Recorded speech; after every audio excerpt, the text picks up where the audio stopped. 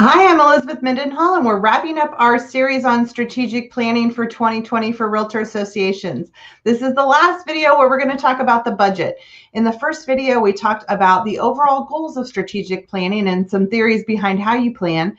The second video was about accessibility. The third video, we talked about mass collaboration. And in the fourth video, we talked about creativity. And this all has to get wrapped up around a budget.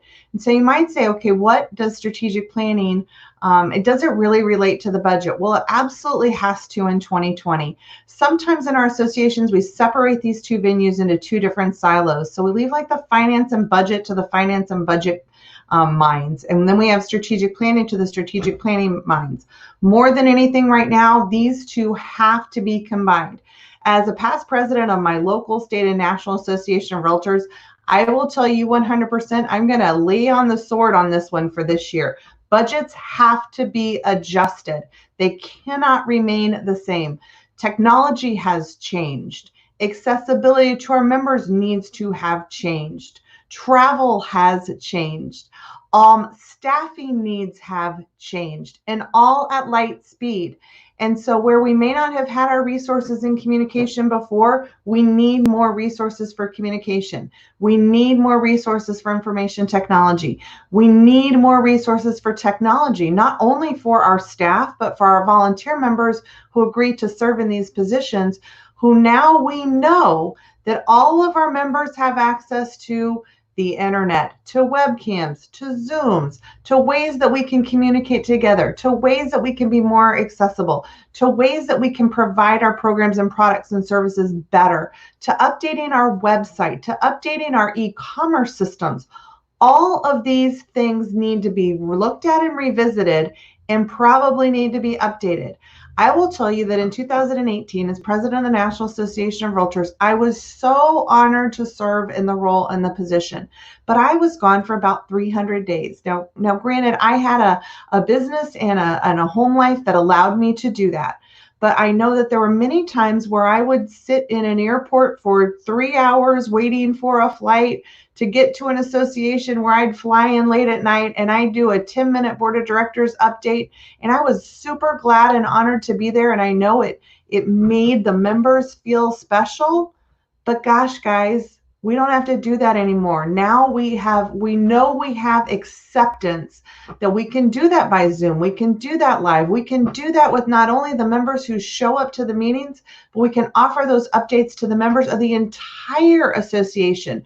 Imagine now, instead of providing an NAR update to just your board of directors of maybe it's 50, maybe it's 300, but now you're offering that to your entire association on a Tuesday morning, and you get 2,000 people to attend.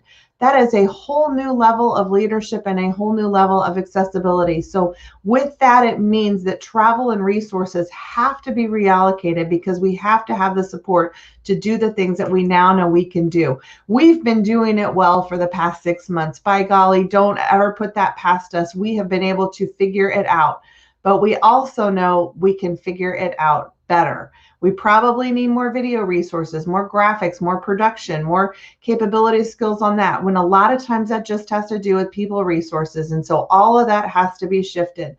I've got a kind of, I guess it's a Venn diagram where I show the intersection of all of the things that an association does. And if you think about it, we've got, running the association, we've got managing our political action committee.